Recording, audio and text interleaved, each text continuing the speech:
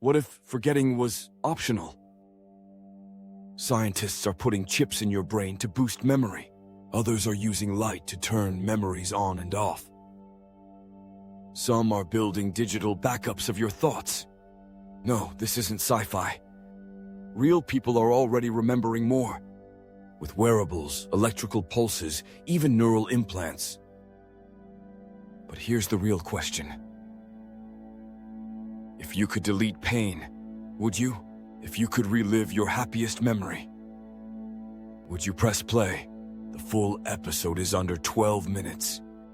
Watch it now. Only on FactNest.